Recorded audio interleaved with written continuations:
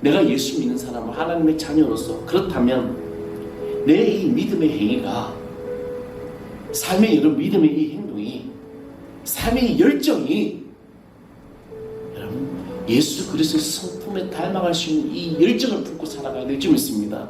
이 귀한 시간 달려 나왔잖아요. 이 귀한 예배 시간에 온 정성을 다한 이 삶의 열정을 가지고 나의 모든 시선을 하나님께로 돌려볼 때 하나님 우리에게 행하신 일들을 이루어질 줄 믿습니다.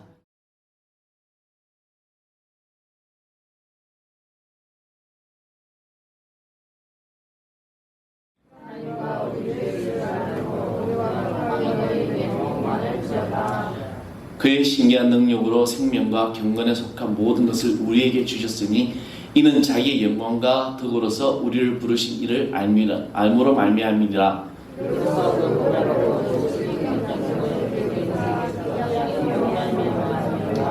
이 약속으로 말미암아 너희가 정욕 때문에 세상에서 쓰러질 것을 피하여 신성한 성품에 참여하는 자가 되게 하려 하셨느니라.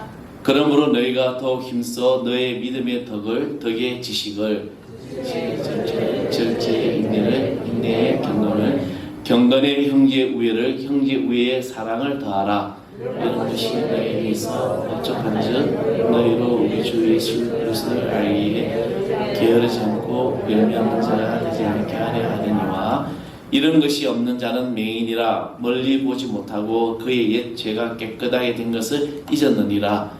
그러므로 얘들아 더욱 힘써 너희 부르심과 택하심을 굳게 하라. 너희가 이것을 행한즉 언제든지 실족하지 아니하리라. 다 같이 합니다. 이같이 하면 우리 주 곧 구주 예수 그리스도의 영원한 나라에 들어감을 넉넉히 너에게 주시리라. 아멘. 할렐루야. 주님의 은총이 여러분 모든 삶을 인도해 주시고 믿습니다. 여러분 성장하기를 원하십니까? 그렇죠. 성장해야죠. 여러분 자녀들이도 그리고 또 여러분의 어떤 가정이든 어디든 다 성장해야 되죠. 우리 지방의 한 목사님께 자녀가 군대를 갔어요. 근데 갔는데 벌써 제대래. 그래서 이제 저는 벌써 제대네 했더만은 아유 이제 제대요. 예, 생각의 차이가 있는 것 같습니다. 빨리빨리 세월이 흐르고 하루하루 또 전진하고 목표가 선점 올라가는 것 이것이 바로 우리의 또 꿈이 되고 목표가 되는 줄 믿습니다. 예전에 한참 사회적인 이슈가 된 이제 그것이 있죠. 바로 인간 복제라는 것입니다. 인간 복제. 1993년 이제 10월 24일 뉴욕 타임즈에 이제 실리면서 처음으로 보도됐던 전 세계적으로 어떤 이슈가 되고 확산되었고 그리고 1998년에는 대한민국의 모 의과대학에서는 인간을 복제했다라는 그런 국내의 많은 사람들을 흥분케 하고 또 무리를 일으킨 그런 이제 이야기들이었습니다. 양이 복제가 되고 소가 복제가 되고 이제 나중에 원숭이가 복제가 되고 마지막으로 인간도 복제가 되는 것 아니냐는 그런 문제였습니다. 물론 여러분 지금 영화나 어떤 소설이라든지 이런 걸 보게 되면 이런 일들이 이제 많이 등장하게 되죠. 심지어는 이 죽은 그 어떤 표피 있잖아요. 껍질을 가지고도 DNA를 가지고 그것을 똑같은 것을 복제를 할 수 있다는 그런 충격적인 소식이 이제 전해지고 있습니다. 이것은 사람이 죽었는데 그 표피를 가지고 죽은 사람과 똑같은 것이 이제 만들어진다는 거죠. 저하고 똑같은 사람이 만들어진다는 겁니다. 마치 어떤 상품을 찍어내듯이 이제 인간을 복제할 수 있다는 것입니다. 현재 이 70여 개 국가에서 이 인간 복제를 금지하는 이 법률을 정해놓고 처벌을 하게 되어 있습니다. 저는 인간 복제는 분명히 반대합니다. 왜냐하면 이것은 하나님의 이 인간 창조에 대한 하나님의 고유 권한인데 사람이 아무리 강하게 발달할지라도 이 권한에 도전한다는 것은 결국에는 우리가 멸망할 수밖에 없는 것이죠.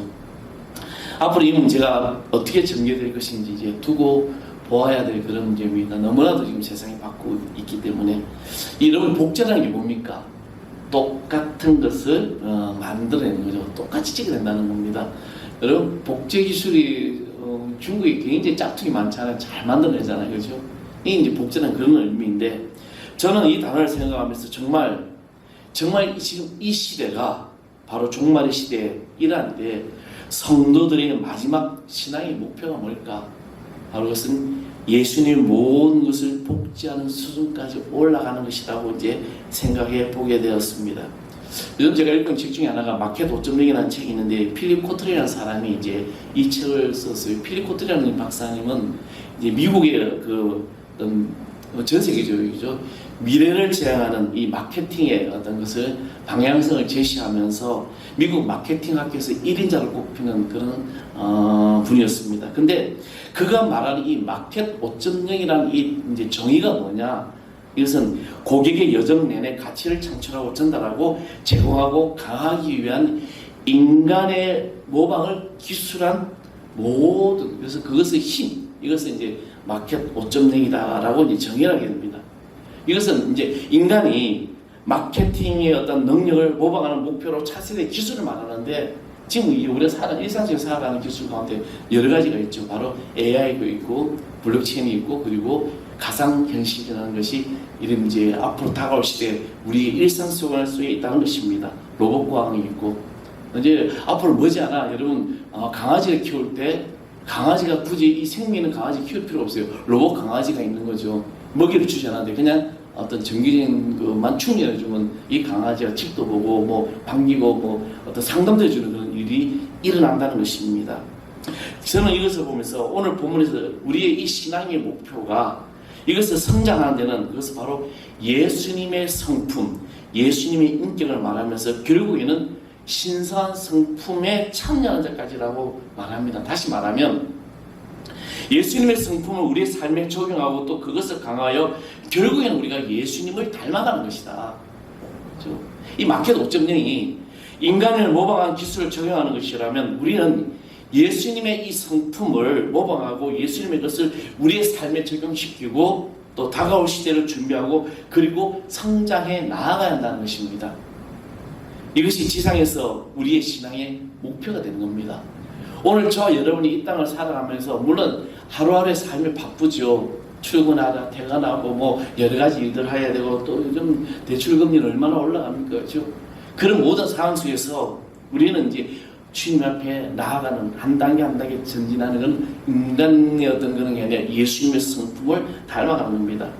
우리는 전에는 마귀의 성품을 소유하고 있었던 사람들입니다. 원래 인간이라는 것이 이 죄성을 가지고 있었기 때문에 죄의 성품을 가지고 다 태어났다는 것이죠. 이것을 벗어날 수가 없습니다. 그런데 우리가 예수 그리스도를 영접함으로 그분의 피로 말미암아 우리들은 영원한 생명을 받아서 하나님의 성품을 소유하게 된 사람이라는 겁니다. 아멘.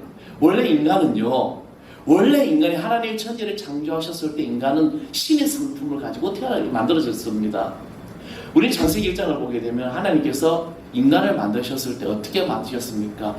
우리들의 형상을 따라 만드셨다는 거죠. 그리고는 삼위일체 하나님의 성품을 따라서 인간을 만드셨는데 그런데 인간이 죄가 들어오면서 이 죄의 본성이 이제 계속해서 내려왔던 것입니다. 근데 그 죄가 첫 아들 아담의 죄가 예수 그리스도 으로 말미암아 모든 죄가 사해지는 그는 은혜. 그래서 우리는 이 하나님의 성품을 소유할 수 있다는 것입니다. 이것이 구원입니다. 그런데 이 성품을 소유한 사람들은 어떻게 되냐? 성장을 해야 한다는 것이죠. 그냥 이것으로 안전한 것이 아니라 성장하게 되는데 바로 그 성장이 예수님의 성품까지 닮아가는 거예요. 오늘 저와 여러분이 오늘 예배자를 달려 나왔습니다. 근데 우리는 성장하는데 이 성장이 그냥 여기서 머무르기가 아니라 우리의 삶의 목표가 바로 예수님까지, 예수님의 성품까지 닮아가는 그런 삶을 살아가야 한다는 것입니다. 그렇다면 어떻게 성장할까? 어떻게 하면 성장할 수 있을까? 5절을 보면 이렇게 말씀하죠. 그러므로 너희가 더욱 힘써라고 했으면 더욱 힘써. 더욱 힘쓰라는 것은 열심히 있고 적극적으로 하라는 겁니다. 모든 일이 적극적으로 하는 거죠. 여러분 신앙이든 여러분에서 어떤 학교이든 직장이든 최선을 다하는 거죠. 어차피 나에게 내가 출근해야 되고 하루에 그 어떤 직장이라는 공동체에서 내가 살아간다면 어차피 내가 이곳에 있어야 한다면 우리는 적극적으로 최선을 다해야 되는 것입니다. 오늘 주일에 예배드리러 왔을 때도 이 예배 가운데 내 삶에 온 열정을 다한 예배자가 되어 있는 거죠. 우리는 부경꾼이 아니잖아요. 그래서 내가 참된 열정을 가지고 예배하는 자로 내가 나아갈 때 우리가 갈 수 있는 그 목표점 바로 예수 그리스도입니다. 그래서 예수 그리스도의 성품을 닮아가게 되죠. 요즘 젊은이들이 이야기하면 MBTI라는 검사, 이것을 없으면 대화가 안 된다고 합니다. 그래서 이제 지난번에 며칠 전에 목사님하고 이야기하면서 목사님 MBTI 뭐 나와요? 그러더라고요. 그래서 저는 모르겠는데 저 다 F 성향이 강하다 이렇게 이야기를 하더래요. 그래서 제가 한번 그날 저녁에 제가 MBTI 검사를 쭉 해봤어요. 질문이 한 80개인가 그러니까 쭉 했는데 저는 이렇게 신명형이라고 그러더라고요. 신명형. 이 신명형이 뭐냐? 생명을 건 사냥과 극심한 노동, 때로는 전쟁을 패폐해진 마음에서 벗어나기 위한 갈망에 의한 그 흥을 돋우는 그런 이제 사람이고, 또 하나가 되려는 그런 축제 열기를 통해서 진화한 것으로 신명의 이제 어떤 막 신나게 하는 그런 갈망을 이제 가지고 있고, 생계를 돌게 하고 쾌활함을 주는 도시에 스릴을 강도 높게 이제 즐기는 사람이다. 그리고 모험을 추구하고 적극적으로 모든 일들을 하는 사람이다. 이렇게 이제 나오더라고요. 제가 하는 게 아니라 그렇게 검사를 해본 결과가 그렇게 나왔습니다. 무엇을 말합니까? 우리가 모든 삶의 열정 가운데 내가 최선을 다하는 삶을 살아갈 때 그 뒤에 일어나는 일들은 하나님께서 여러분 믿음의 이 열정을 통해서 복을 주신다는 거죠. 지금 당장에 되어진 일들이 내가 잘 안 된다고 해서 포기하고 절망할 필요가 없다는 것입니다. 우리에게는 마귀의 권세와 세상의 힘과 내 속에 있는 죄의 성품이라는 세 가지의 적이 있습니다. 이 세 가지 적이 있어요, 우리 안에. 이 세 가지 적은 너무나도 강해서 어떤 때는 내가 아무리 싸워도 이것들을 감당하지 못할 때가 많아요. 그렇죠? 예전에 김준호 목사님에서 제가 어떤 세미나를 갔을 때 그분이 이런 이야기를 했습니다. 자기가 1년 360을 늘 충만하면 좋겠지만, 근데 하루는 어느 날 이렇게 성령 충만하고 좋았다, 하루는 그냥 끊임없이 추락하더라는 거죠. 그래서 우리의 삶이 얼마나 그런 어떤 영적인 갈등 속에 살아가고 있는지 모릅니다. 왜? 내 안에 있는 적들이 있기 때문입니다. 우리에게는 기본적인 죄성이 있습니다. 죄를 짓고 싶어하는 마음이라는 거죠. 이것은 배워서 학습으로 되는 것이 아니라 자발적으로 일어난다는 겁니다. 그런데 이 죄성을 부추긴 것이 이제 바로 세상의 힘이라는 거죠. 우리 안에 있는 죄성을 세상의 힘이 부추기고 있습니다. 특히 청소년 시기 때는 이 세상의 힘에 민감하다는 거죠. 요즘 얼마나 10대 아이들은 무서워요. 예전에만 해도 아이들이 뭐 담배 피우고 아이들이 막 그러면 너 이리 와 막 혼내기고 그러는데, 그러면 그때는 아이들이 막 이러고 이러는데 요즘은 아저씨 갈 길 가시오 그러잖아요. 며칠 전에 우리 교회 앞에서 이 막 무시 2천 사람들 몇 명이서 뭐 담배 피고 막 쏘는데 애들 같은 쫓아나가지고 담배 피면 안 되면 못 나가겠더라고요. 무서워. 이 떡대가 있는 사람들이 막, 그죠? 가래침 뱉고 막 그런데. 근데 요즘 이 세상이라는 이 세상의 힘이 바로 이런 악한 것들을 만들어가고 있다는 것이죠. 또한 세상의 주관자요, 이 공중권세를 잡은 마귀의 세계라는 것이, 이건 우리 엄청난 적입니다. 이것은 도저히 우리들이 혼자서 감당할 수가 없어요. 여러분, 이 사람 마귀는 내 혼자서 감당할 수 없습니다. 그래서 이 무서운 적을 이기기 위해서 저 여러분 속에 누가 있어요? 성령이 함께 하셔야 된다는 거죠. 성령께서 임재하실 때 비로소 이 세 가지의 모든 큰 적과 싸울 수 있다는 겁니다. 내 안에 얼마나 영적인 갈등이 일어납니까? 이 내 안에 있는 이 세 가지의 마귀의 권세와 세상의 감, 내 속에 있는 이 죄성들이 얼마나 우리를 막 무너뜨리는지 모릅니다. 이렇게 성숙해지고 강해질 수 있다면 우리 안에 이 성령에 대한 열심으로 있어야 되는 것이죠. 열심 있는 자가 결국은 성장하는 겁니다. 뭐든지 열심히 있는 자. 며칠 전에 백종원 씨의 어떤 다큐를 보면서 백종원 씨가 이제 예산이라는 그 살리기 위해서 막 하는데 막 그 지역 상인들하고 싸우는 막 모습이 보였어요. 당신 신경 쓰지 말라는 거야. 이제 뭐 30년 동안 그 어떤 그 위를 이제 백종원 씨는 어떻게 만들려는데 가게 주인이 막 뭐냐 이름 팔리지 않아 물건도 보이지 않아 막 그러는데, 근데 그 모습 속에서 백종원 씨가 가지는 열정을 보게 됩니다. 예산을 살리려는 열정. 그래서 그가 가진 상품의 레시피를 만들어내 다 예산에서 쪽파 뭐 이런 걸 만들어가지고 지역 상권을 막 살려가지고. 누가 저렇게 하려는가? 바로 그런 사귀고자 하는 열정. 그래 나중에 뭐 좀 이야기 보면은 상당히 어떤 이 사람이 됨됨이를 보게 되었던 것입니다. 사랑하는 성도 여러분, 우리는 주님 안에서 믿음의 이 열정을 품어야 될 줄 믿습니다. 10절 말씀해 보면 이렇게 말합니다. 그러므로 형제들아 더욱 힘써 너희 부르심과 택하심을 굳게 하라. 너희가 이것을 행한즉 언제든지 실족지 아니하리라. 오늘 여기서도 더욱 힘쓰라는 거죠. 오늘 여기 뭐 사랑하는 성도 여러분, 여러분은 하나님의 나라에 겨우겨우 들어가서 정말 감사하는 분이 되지 마십시오. 여러분, 우리는 하나님의 나라에 이 천국에 당당히 들어가는 성도들이어야 될 줄 믿습니다. 겨우 턱걸이처럼 들어가는 것이 아니라 아이고 주님 저 좀 넣어주세요가 아니라 주님 내가 왔습니다 하고 들어갈 수 있는 그런 당당한 영적 권위자가 되어야 될 줄 믿습니다. 그래서 로마서에 보면 이 말씀하죠. 우리가 부르심과 택하심을 얻게 된 것은 하나님이 우리를 불러주셨기 때문인데, 로마서 8장 27절 29절의 말씀에 보면 하나님께서 우리를 미리 아셨다는 겁니다. 그냥 생각난 하나님 우리를 부르신 게 아니라 알고 계셨다는 거죠. 우리가 태어나기도 전에 영원 전부터 하나님께서 우리를 먼저 사랑하셨다는 것입니다.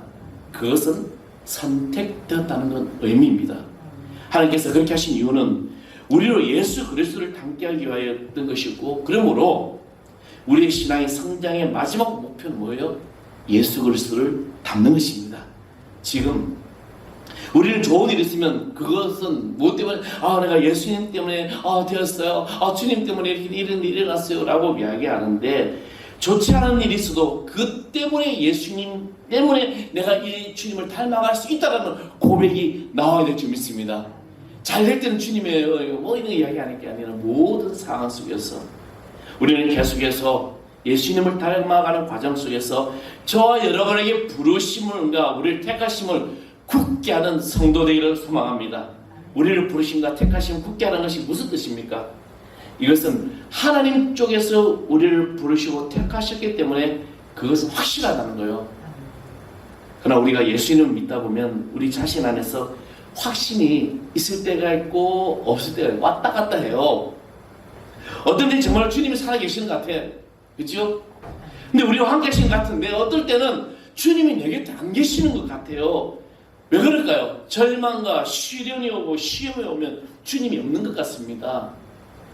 이것은 다음과 같이 설명할 수 있는 겁니다. 하나님께서 저와 여러분에게 손을 내밀어 내가 그 손을 잡고 있는 거예요. 그런데 어떨 때 내가 피곤하다고, 내가 지친다고, 내가 힘들다고, 의심이 나고, 내가 문제가 있어서 나 자신이 손을 놓을 때도 있다는 것입니다. 내가 손을 놓을 때 확신은 사라지는 겁니다. 내가 주님의 손을 놓을 때 확신은 사라집니다. 구원을 받았는데 주님은 살아계시지 않은 이 믿음의 확신, 마음의 확신이 없습니다. 내가 손을 놓았기 때문이에요.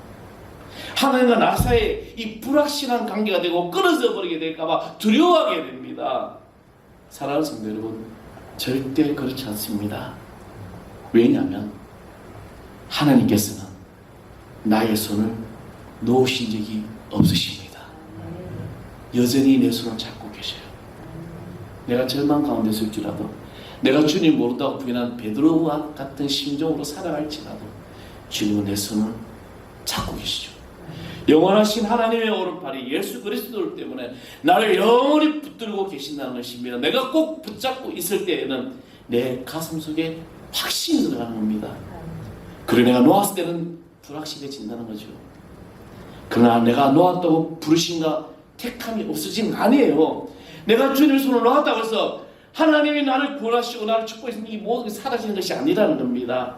하나님이 붙들고 계실 때 나도 하나님이 붙들면 훨씬 더 마음이 확신이 생기고 열심이 생기고 마음 편해집니다. 그래서 10절 말씀에 부르심과 택하심을 굳게 하라는 말씀이 바로 이것이라는 거죠. 우리가 확실한 신앙, 넉넉히 천국에 들어갈 수 있는 신앙, 이것을 내 것으로 만들기 위해서는 열심을 내야 될 줄 믿습니다. 그러면 무엇을 위해 열심을 해야 할까? 오늘 5절에서 7절 말씀을 보면 이러므로 너희가 힘써 덕을, 믿음의 덕을, 덕의 지식을, 지식의 절제를, 절제의 인내를, 인내의 경건을, 경건의 형제 우애를, 형제 우애의 사랑을 더하라. 할렐루야. 이것이에요. 이것이 이런 열심을 내라는 겁니다. 근데 그 첫 번째가 무엇입니까? 바로 믿음입니다. 믿음으로부터 출발해야 됩니다. 믿음이 기초가 되어야 돼요. 우리의 구원의 문제는 이 믿음에서부터 시작됩니다. 믿음에는 크게 구원의 믿음과 생활의 어떤 행위의 믿음이 있어요. 이 구원의 믿음은 크고 작은 것이 없습니다. 있는지 없는지 둘 중에 하나예요. 내가 예수 그리스도를 영접했다면 이미 여러분 구원받은 하나님의 자녀입니다. 아멘? 그래서 여러분 구원의 확신을 가지고 살아가야 될 줄 믿습니다.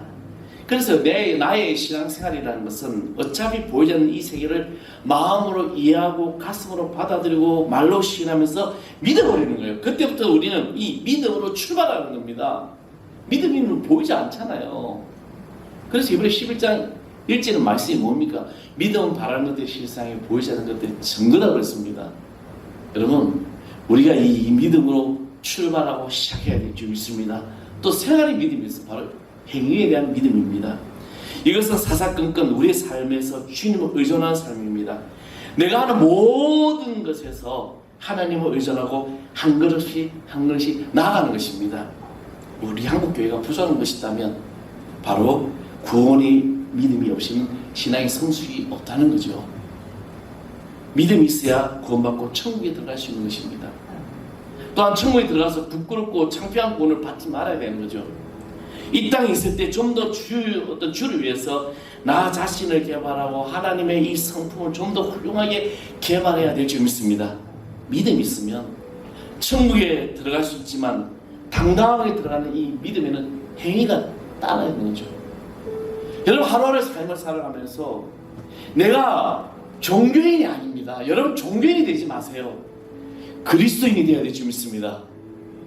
내가 예수 믿는 사람이 되어야 되지 교회 다니는 사람이 되지 말라는 거예요. 한국 교회 특징 중에 하나가 뭔지 아세요? 너무나 한국 교회가 이 기독교 본질을 잘못 해석하는 경우가 많아요. 새벽기도 뭐 이런 여러 가지 이것이 어떤 기준 잣대가 돼가지고 그것이 어떤 기독교의 본질로 하는데 아니에요. 구원의 문제 앞에서 우리가 분명합니다. 내가 예수 믿는 사람은 하나님의 자녀로서 그렇다면 내 이 믿음의 행위가 삶의 이런 믿음의 이 행동이 삶의 이 열정이 여러분 예수 그리스도의 성품에 닮아갈 수 있는 이 열정을 품고 살아가야 될 줄 믿습니다. 이 귀한 시간 달려 나왔잖아요. 이 귀한 예배 시간에 온 정성을 다한 이 삶의 열정을 가지고 나의 모든 시선을 하나님께로 돌려볼 때 하나님 우리에게 행하신 일들을 이루어질 줄 믿습니다. 지칩니다. 아프지요. 힘들지요. 요즘 젊은 애들 밤에 잠을 안 자. 그렇죠? 새벽 2시 지내시죠.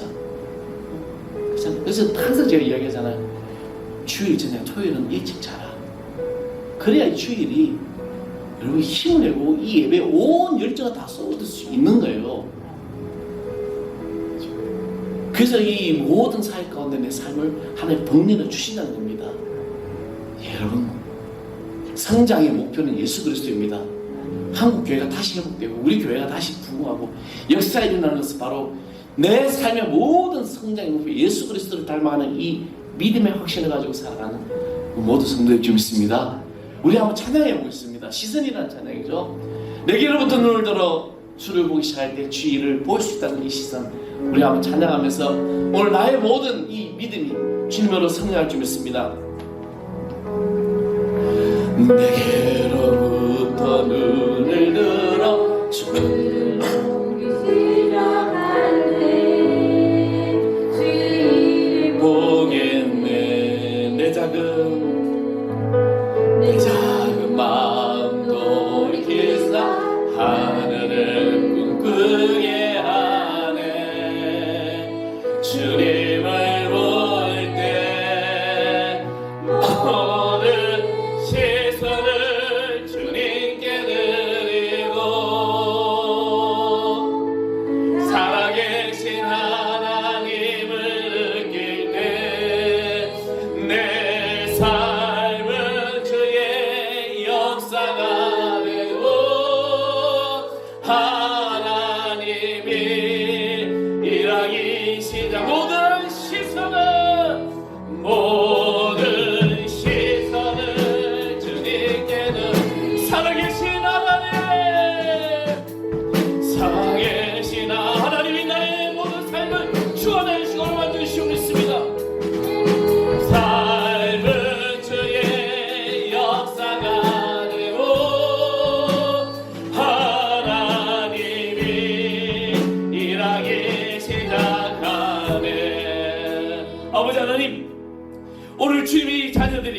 믿음의 백성들이 성장의 목표인 예수 그리스도를 닮아가는 믿음의 자녀되게 해주시옵소서.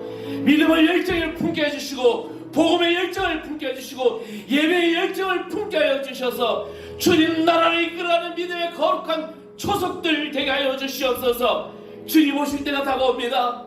아버지는 홍수와 기근으로 이 세상은 몸살을 앓고 있습니다. 이럴 때 내가 때가 가까워하리라는 주의 말씀을 기억하며 날마다 깨어 기도하면서 주의 복음의 역사를 기사 하나님의 자녀들 되게 하여 주시옵소서. 날마다 주님 은혜를 사모하고 우리 삶의 모든 여정에 자신 주님께 고백하며 믿음으로 성령을 우리 영의 힘을 하나님의 이 귀한 권속들 되게 하여 주시옵소서. 육신의 판정을 치유되게 해주시고 영적인 모든 약함이 나타나는 예수로 떠나가는 역사가 나타나게 해주시고 성령의 강권하심이 저들 가운데 충만하게 임하게 하여 주시옵소서. 우리의 생명이신 예수 그리스도의 이름으로 간절히 기도합나이다. 아멘.